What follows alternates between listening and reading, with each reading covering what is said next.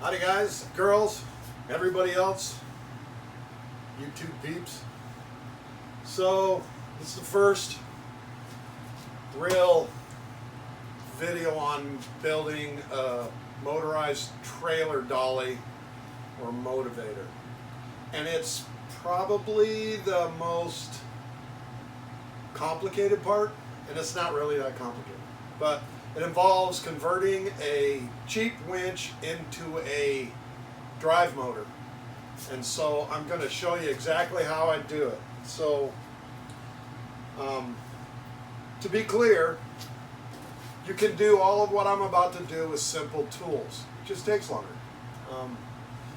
So, you know, basic wrenches, tools, hacksaw, maybe an angle grinder, and you can do all of this stuff. So, stand by while I reset the camera and start showing you what I'm going to do.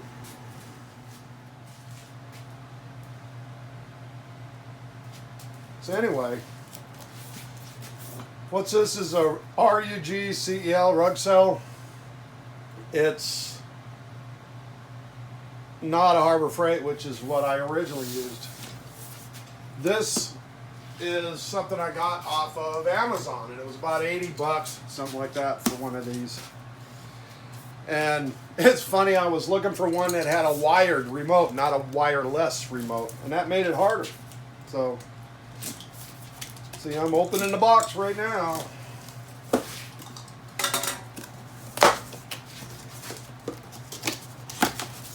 So, set of instructions, bolts. This is a cable guide. It comes with a fairly nice thick bracket that you can use to mount it. It's already got the holes.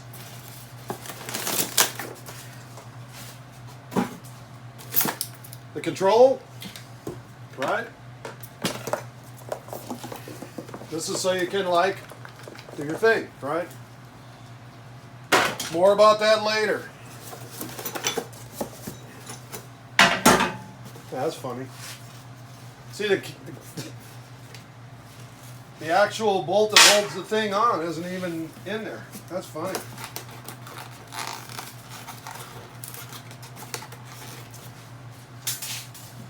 Alright, let's get rid of the box.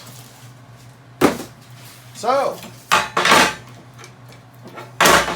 here's the friggin' the winch cable, or the winch. Right here. I know where it goes. Oh, there it is. So, first thing, the very first step. Pull this guy.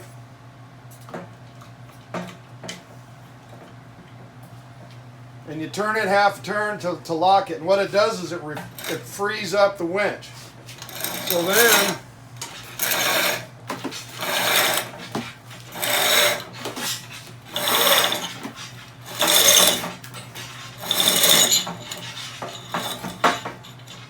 gets kind of hard after a bit.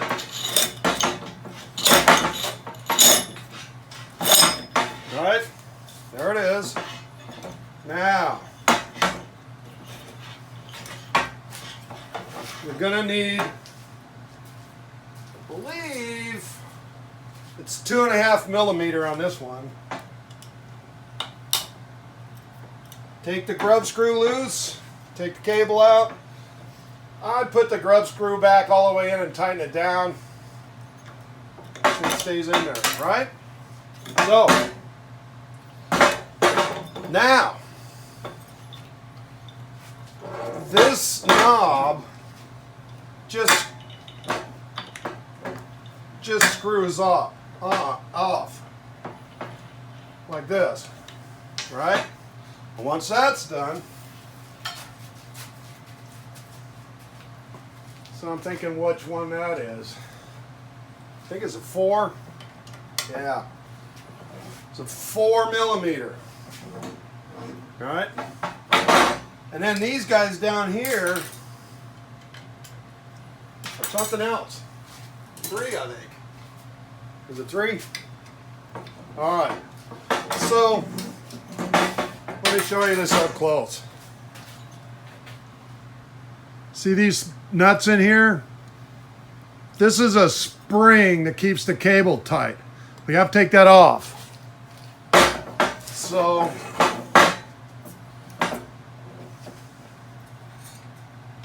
get the 3mm Allen wrench. Now they are not lock nuts, so you can usually just unscrew them. See, there's a nut.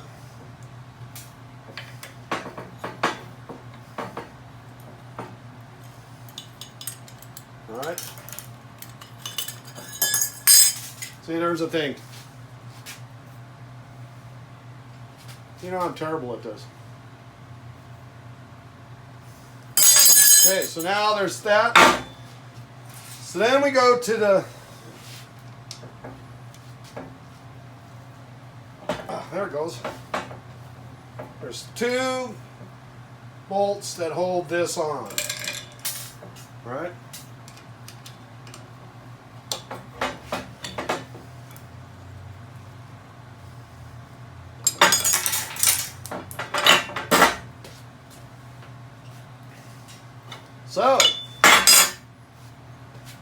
So now,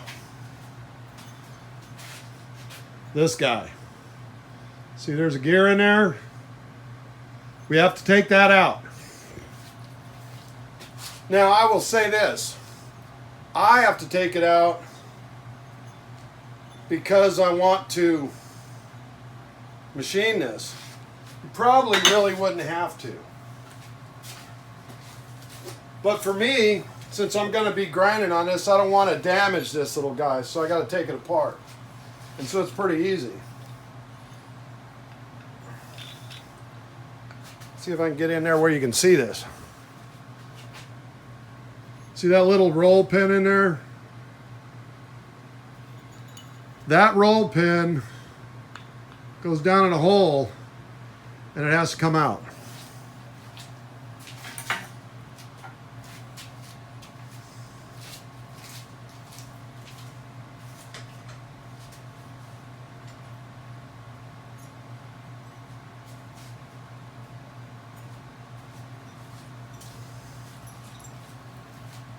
So it involves some punches. So first of all, that pin is holding this thing in. So I take a little tiny hammer.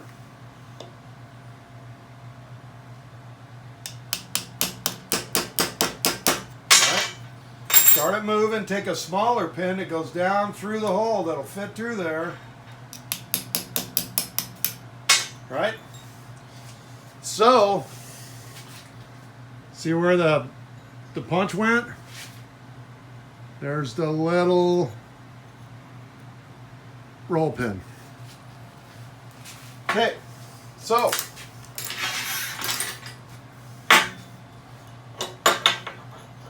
all you got to do now is pull that guy, let the pin out.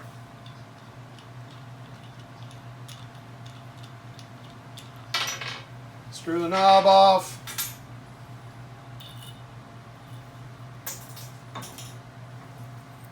Need to pull the gear out, set it aside.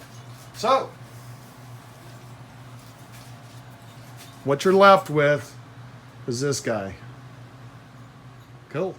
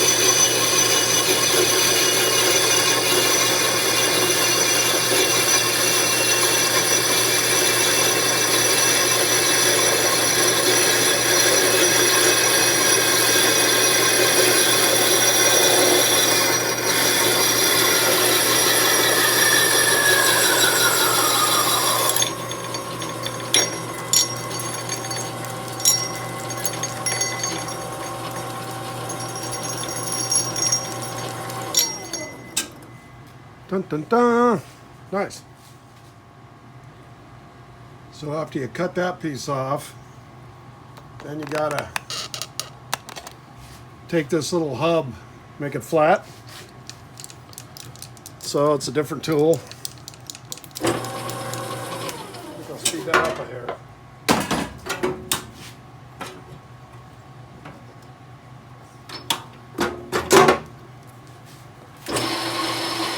Yeah, that's more like it.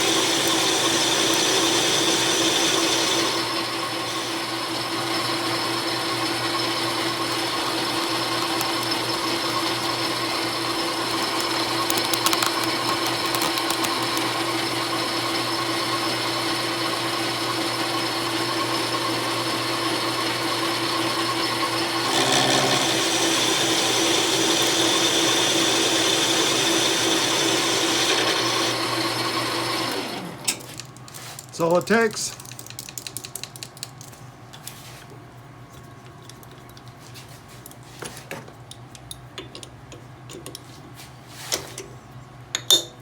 So, there it is.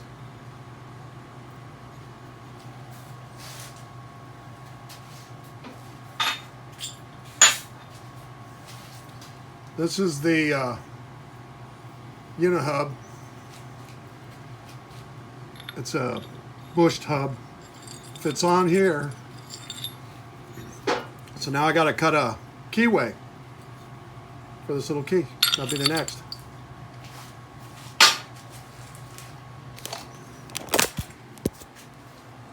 So okay guys, so this is how I put the keyway in, right? So we've got a 1/4 inch end mill there, and this key, let's see if I can do this.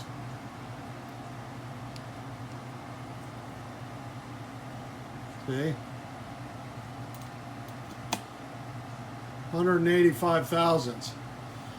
So that's, let's see, 50 and 40 is 90.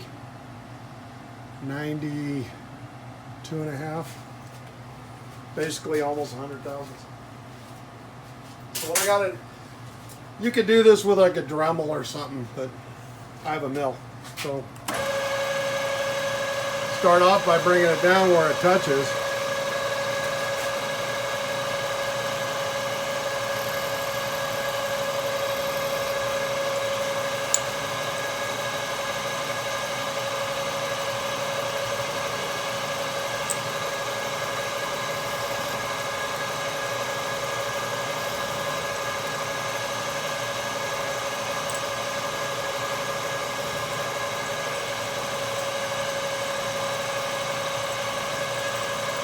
So I go down and tap it until I get a full pattern, like a full circle, and you can kind of tell when you're centered.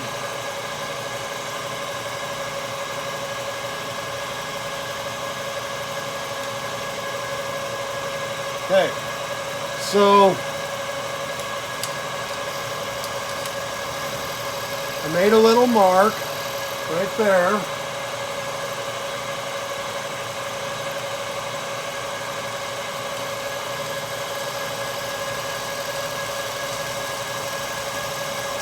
Okay, that's 1.27. Well, 1.28. Oh. So then I just go back and forth.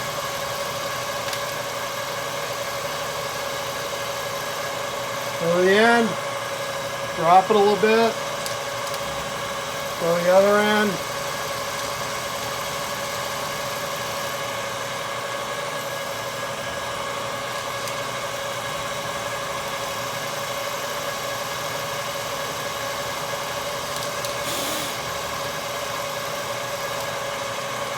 So I watched the Z because I'm looking for 100. I'm at 35.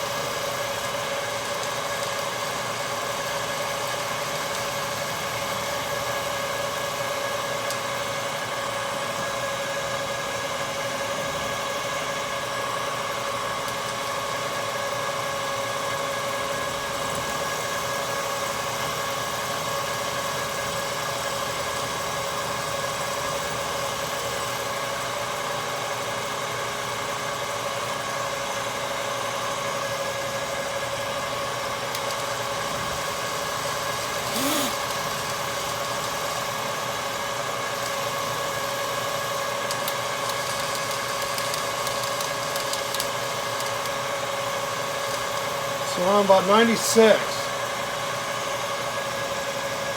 Give her another shot.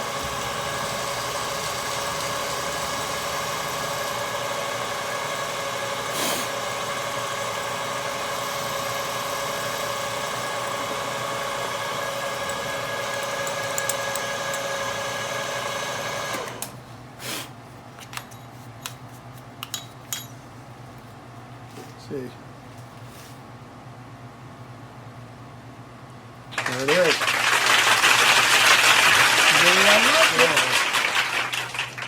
Here's this critter. Here's the sleeve. Just like that.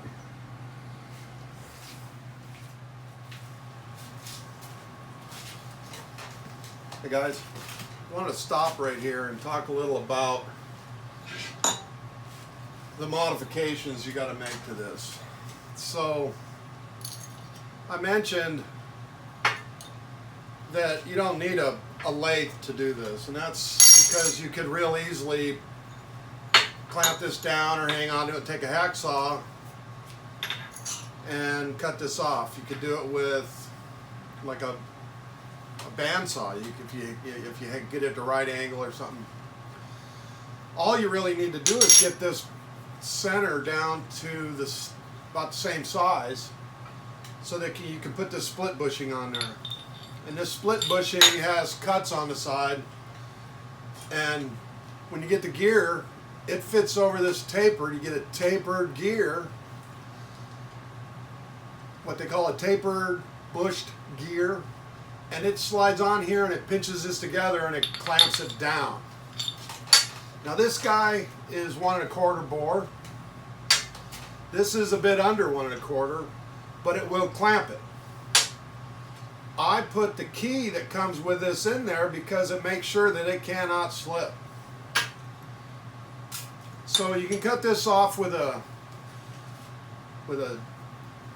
hacksaw, some kind of saw, and then you can take like a, say, an angle grinder, and you can buff this around and get it where this will slide on there. You can even use a file.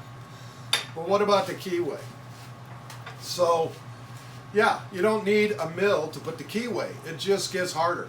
So you can mark your line and go along there and drill a bunch of little holes and then take a Dremel tool or something and make a keyway. You can also get a piece of shim stock. So I've got a box here. Let me show you so you know what it is. Anybody with a fabricating shop usually has something like this. And so, you know, it starts from 1/1000 and up to 15/1000 thick shim stock. So, as you can see, here's a piece that I've already cut a piece out of. And you can get a pair of scissors and cut a strip and wrap it around this so that this is really tight on there to get a better grip. Or you can, where am I at? Get the right bottle. Get something like this or an equivalent.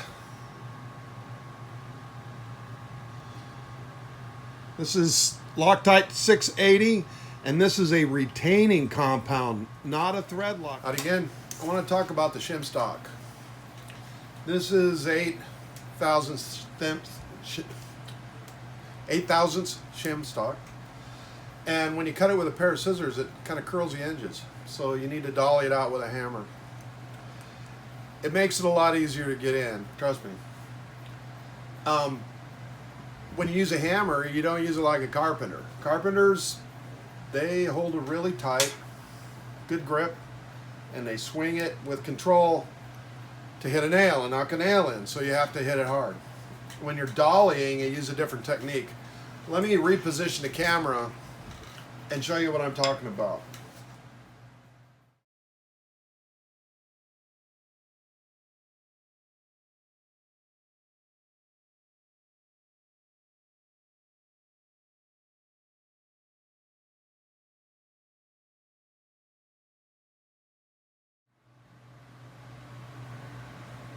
So, as I said, if you're hammering a nail, you got to get a grip here somehow and hit real hard. But when you're dollying, it's more like this. However you do it. For me, like if you look right here, let me do it on the other hand. It's kind of hard because this is my wrong hand. But you're really balancing the hammer and letting it fall. So when you're hammering, it's mostly letting the weight of the hammer fall down. Not really putting a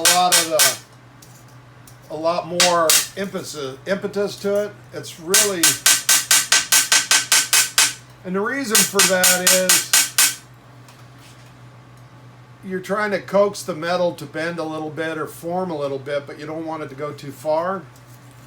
And if you hit metal with a hammer real hard, it will smash it thinner, and that makes it spread out wider, and that's how you get a lot of wrinkles and warpage.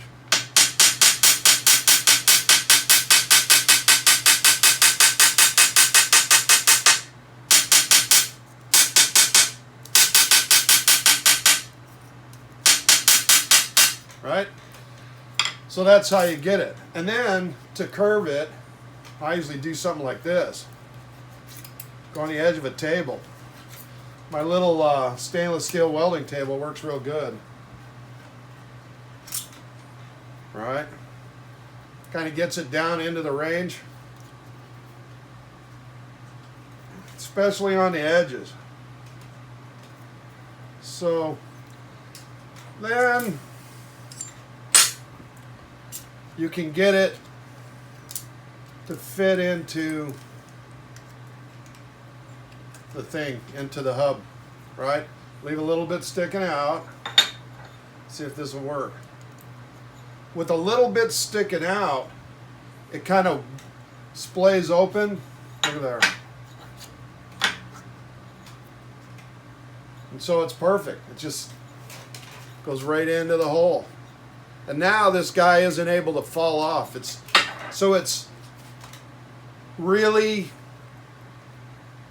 crimped it before you have to put the gear on.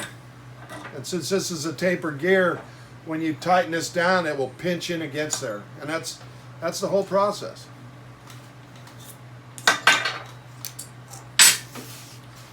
And just so you know what we're dealing with, there's a tapered hub.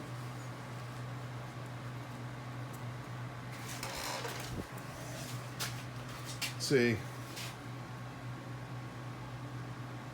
This is a 40H 15H, and what that means is it's for a 40 chain, a number 40 chain, and it's got 15 teeth, and it's a hub. It's a tapered hub. This guy, let me get the box. This is a Browning split tapered bushing. And it's an H 1 1/4, which means it's a tapered bushing and it's a 1 1/4 inside diameter. So these two guys together, probably 30 bucks, something like that. One of them is from Amazon. I found these at Amazon. These guys, these Martin gears, are from a place called Martin Sprocket and Gear out of Texas. So that's how you attach the gear to this little guy. And then when you reassemble it, you can now you can drive a bigger sprocket with that, which is how you drive the motivator. So that's how it works. Let me put it back together. I'm going to bolt it together.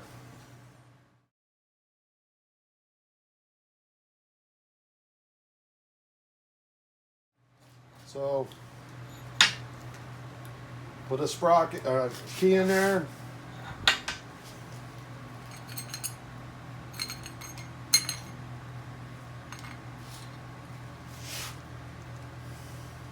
This sprocket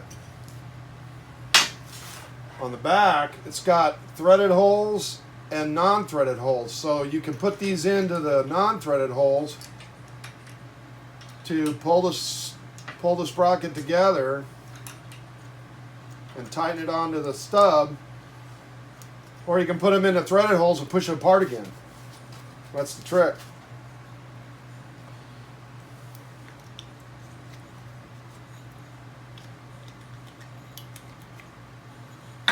So I put it in this way.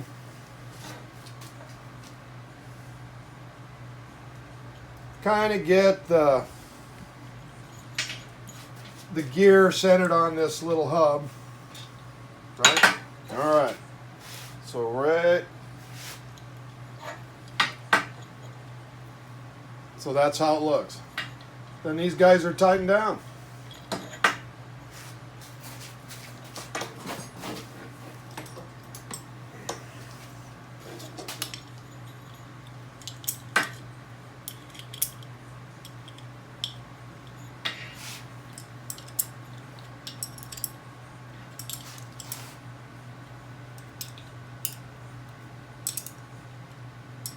So you go back and forth, pull that thing in there equally on both sides as it pinches down in there. It's starting to get tight now.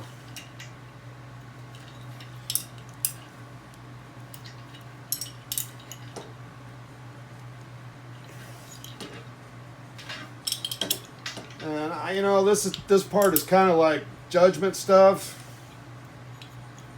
It's a 1/4 inch bolt. I could definitely break a 1/4 inch bolt pretty easy. Right? So now that thing is attached. It's not coming off of there. So, stick it in here, right? Bring the motor housing.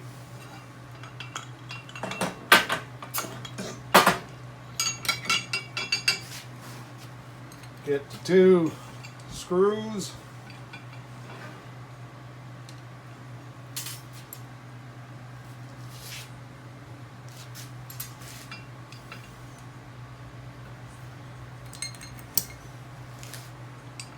Put those guys in. There's my line. Come on now.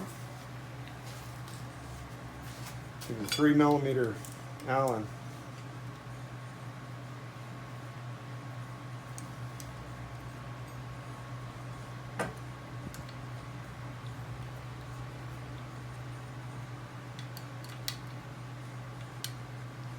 Okay.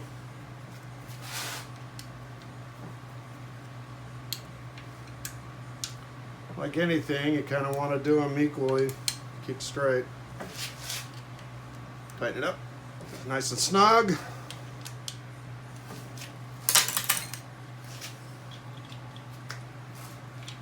Put the knob on it. Right. So right now, it's locked. And you can freewheel it. Just like that. Cool, right? So now I have a drive motor. And in my case, I'm going to do 2 of these drive motors because I'm going to have a set of 2 or 3 wheels on each side, and I'm going to be able to control one or the other forward or backwards so I can steer this little guy without having a big handle sticking out. So that's my plan. Let's see if it works. Stay tuned. Okay, now this is going to be on reassembling this critter. I don't know if you have. This is a punch that's got a little hole in the end to help you put in a roll pin. These other 2 are flat ones. So if I hold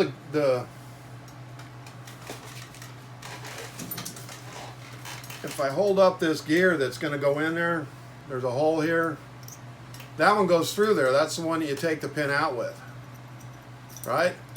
But it's also going to help you put the pin in. I'll show you. So get yourself a rag or something to set this on while you're messing with it, right? Let's see. I'm going to get closer if I can. Well, you can see it from there, right? So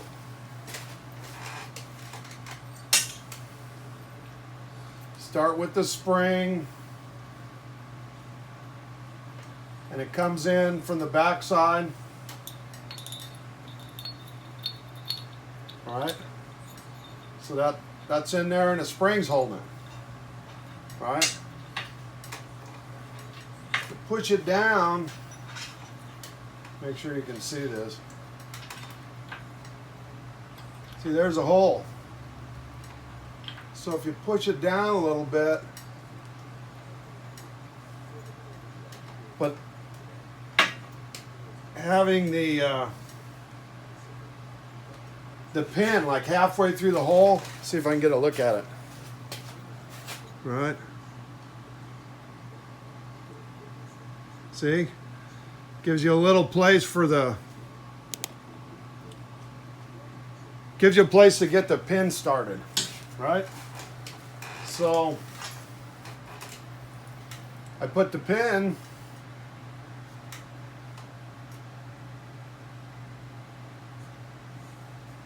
all right, put the pin in there. You hold that guy down a little bit, it'll tilt it up. Whoop. And then you throw the pin on the floor, right? And you go digging around trying to find it. Yeah, like that. So I lay the pin in here, right?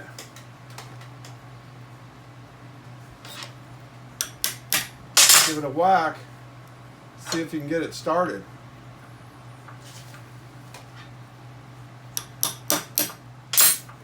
There it goes. See, so now it's started in the hole. See?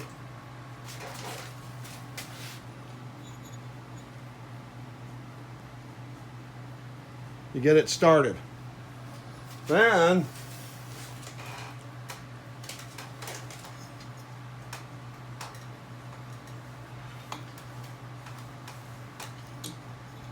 set it like that.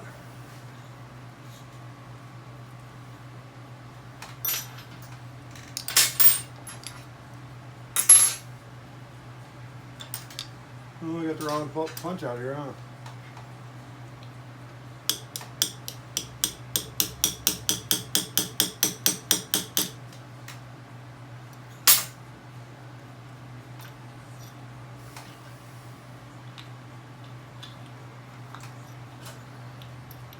You gotta kind of get it to go halfway out, you know, equally out on both ends.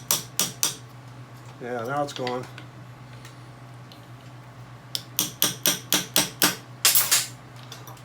Let's see. Actually, I went a little too far. Just a hair. There it is.